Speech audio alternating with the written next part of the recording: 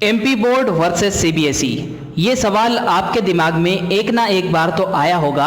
अगर आप मध्य प्रदेश से बिलोंग करते हैं, चाहे आप सीबीएसई में क्यों ना पढ़ते हो या चाहे आप एमपी बोर्ड में क्यों ना पढ़ते हो।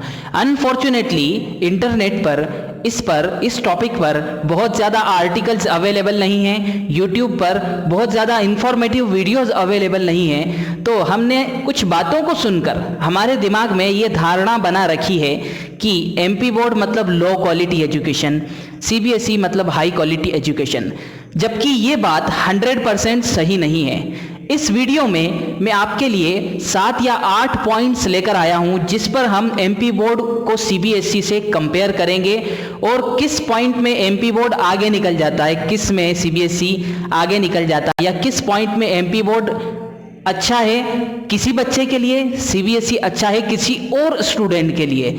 ये सारी बातें हम करेंगे, वीडियो में बने रहना, बहुत ज़्यादा इंटरेस्टिंग होने वाली video. Let's get started.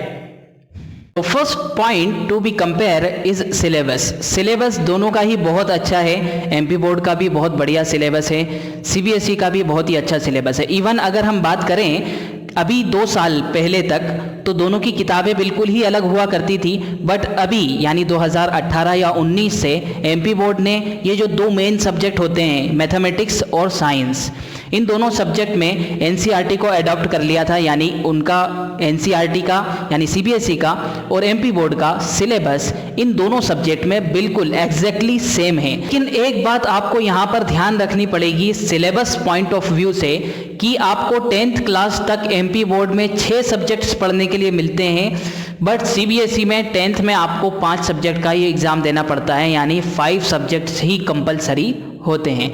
But यहाँ पर दोनों को मैं इक्वल मानूंगा इस पॉइंट में, क्योंकि एमपी बोर्ड में बेस्ट 5 रूल है कि आप अगर 6 सब्जेक्ट का एग्ज़ाम देते हैं और किसी एक सब्जेक्ट में फेल भी हो जाते हैं तो भी आपका रिजल्ट पास का आएगा, चाहे वो सब्जेक्ट कोई सा भी हो, चाहे आप मैथमेटिक्स में क्यों ना फेल हो गए हों, चाहे आप साइंस में क्यों ना फेल हो गए हों, बट बेस्ट 5 रूल के अकॉर्डिंग आपको एमपी बोर्ड में पास कर दिया जाएगा। तो यहाँ पर दोनों को मैं कॉमन बोलूँगा। एमपी बोर्ड में आपको 6 सब्जेक्ट पढ़ना पड़ते हैं, बट बेस्ट 5 रूल के अकॉर्डिंग 5 सब्जेक्ट में ही अच्छे मार्क्स लाने, आपको उसी के बेसिस पर परसेंटेज आपके बनेंगे, मेरिट लिस्ट बनेगी। लेकिन सीबीएसई में 5 सब्जेक्ट हैं और 5 सब्जेक्ट के बेसिस पर ही बनेगी। तो इस बात को भी आपको बहुत अच्छे से ध्यान में रखना है। कॉम्पिटिटिव एग्जाम की तैयारी करना है, कौन सा बोर्ड बेस्ट रहेगा, कौन सा वर्स्ट रहेगा। तो देखिए कॉम्पिटिटिव एग्जाम्स के लिए अगर हम बात करें, कॉम्पिटिटिव एग्जाम्स में जो हमने पढ़ा है, अगर हम बात करें जेई और नीट की, तो इसमें जो हम पढ़ रहे हैं उसकी एप्लीकेशन पर बेस्ड क्वेश्चन आते हैं कि उस पढ़े हुए को उस क्वेश्चन में कैसे अप्लाई कर सकते हैं आप।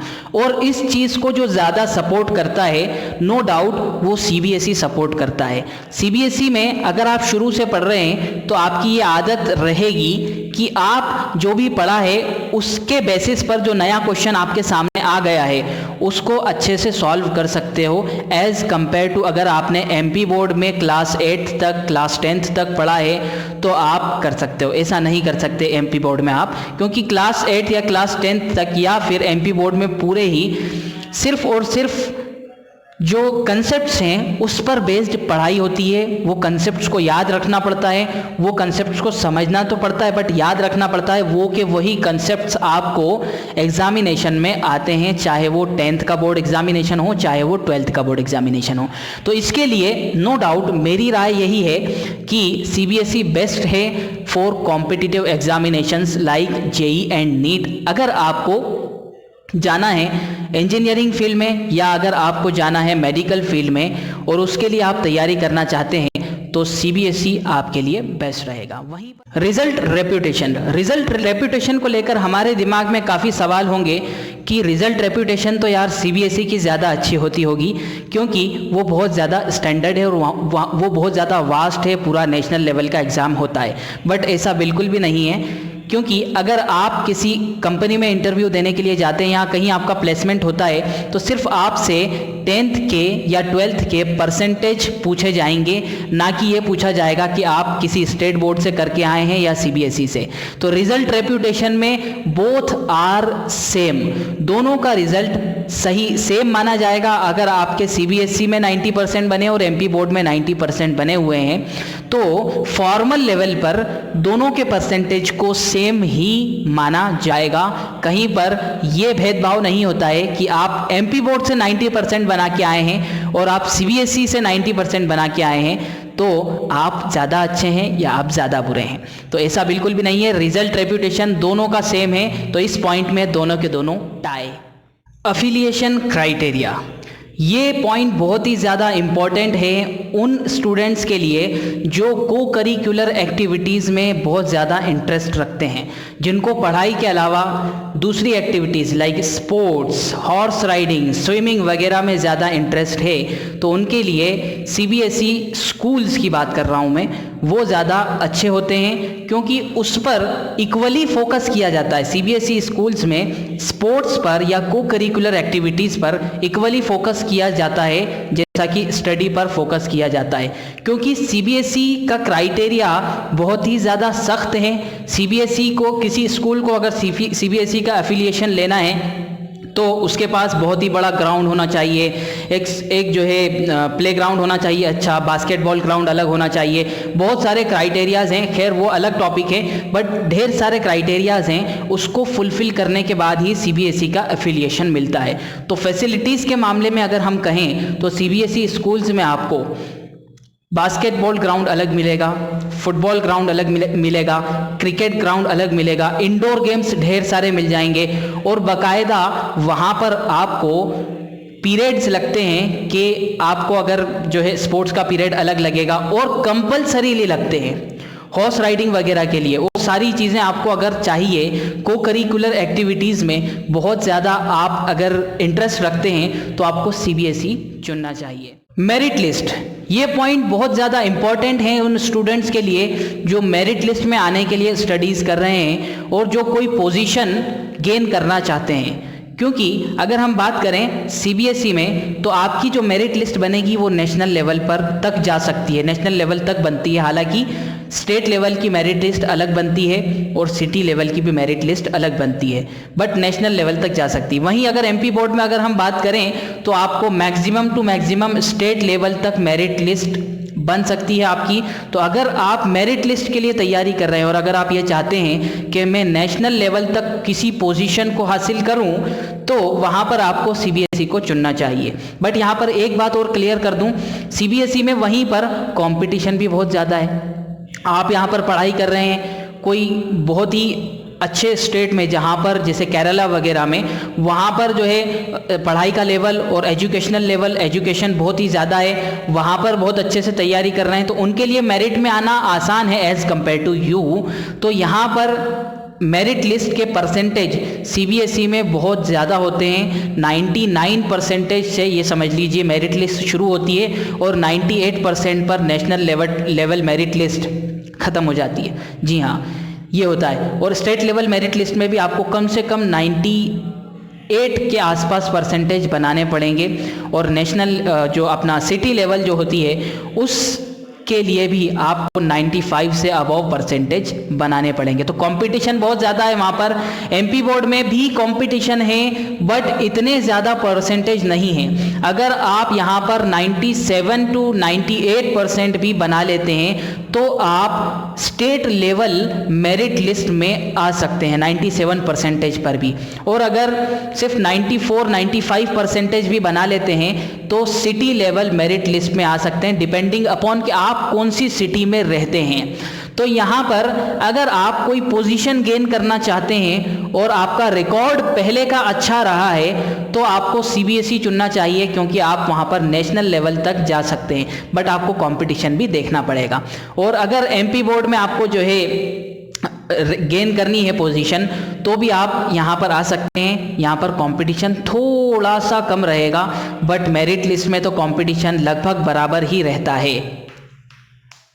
एग्जामिनेशन पैटर्न, जैसा कि मैंने आपको पहले ही कहा था, सीबीएसई में एप्लीकेशन बेस्ड क्वेश्चन ज़्यादा आते हैं। जो आपने कंसेप्ट पढ़ा है वो के वही कंसेप्ट एग्जामिनेशन में नहीं आएगा आपको, बल्कि सोचना पड़ेगा आपको कि जो मैंने कंसेप्ट पढ़ा था उसके बेसिस पर ये क्वेश्चन आया है, इसको कैसे मैं सॉल्व करूं, कैसे मैं हल करूं। वहीं पर एमपी बोर्ड की बात करें तो डायरेक्ट क्वेश्चंस आते हैं, डेरिवेशन पर डायरेक्ट क्वेश्चन आ जाएंगे। डायरेक्ट बोला जाएगा कि जो है न्यूटन का थर्ड लॉ बताइए, बल्कि एमपी बोर्ड सीबीएसई में ऐसा नहीं है, न्यूटन के थर्ड लॉ पर कोई क्वेश्चन बना के दे दिया जाएगा। फॉर एग्जाम्पल, ये एग्जाम्पल के तौर पर मैंने एक बात आपको कही है। और पैटर्न की बात करें तो एमपी बोर्ड में ऑब्जेक्टिव्स आते हैं बहुत ज़्यादा, लगभग 25% ऑब्जेक्टिव आपको एग्जामिनेशन में देखने के लिए मिलते हैं। सीबीएसई में भी ऑब्जेक्टिव स्टार्ट किए हैं लेकिन वो सिर्फ 10% है।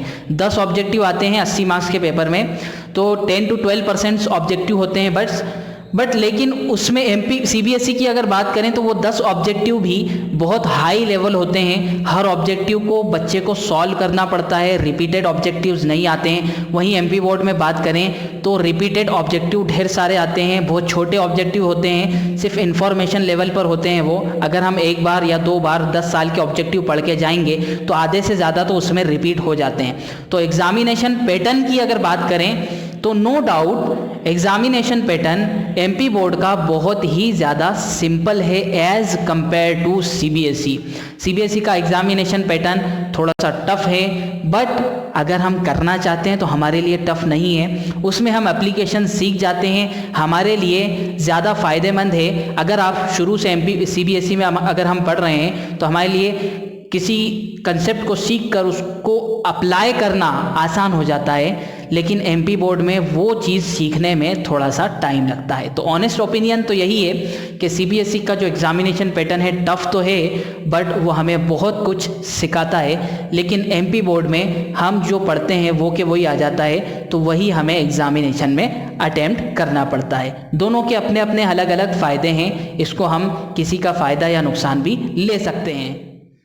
Last topic to be compare is थोड़ा कंट्रोवर्शियल हो सकता है ये टॉपिक, तो इसको ध्यान से समझना, पूरे ओपिनियन को देखना, उसके बाद अपनी राय कायम करना नीचे कमेंट्स में कि सीबीएसई में या एमपी बोर्ड में किस तरीके का माहौल, कैसा एनवायरनमेंट हमें मिलता है। तो नो डाउट सीबीएसई में आपको इंग्लिश एनवायरनमेंट मिलेगा, ज़्यादातर इंग्लिश बोलने के लिए वहाँ पर आपको मिलेगी। क्वालिफाइड टीचर्स मिलेंगे बहुत ज़्यादा, क्योंकि अनक्वालिफाइड टीचर्स को वो रख भी नहीं सकते, क्योंकि मैंने पहले ही बताया था रूल बहुत सख्त होता है सीबीएसई का, इसलिए वो अनक्वालिफाइड टीचर्स को रखते ही नहीं हैं। क्वालिफाइड टीचर्स वो रखते हैं जिनकी कम्युनिकेशन स्किल्स बहुत अच्छी होती है, इंग्लिश में अच्छे होते हैं, उन टीचर्स को वो लोग रखते हैं, जिसकी वजह से ऑटोमेटिकली आपको एनवायरनमेंट मिलता है सीबीएसई स्कूल में, और वहाँ पर आपकी इंग्लिश कम्युनिकेशन तो कम से कम बहुत ही ज़्यादा इम्प्रूव हो जाती है।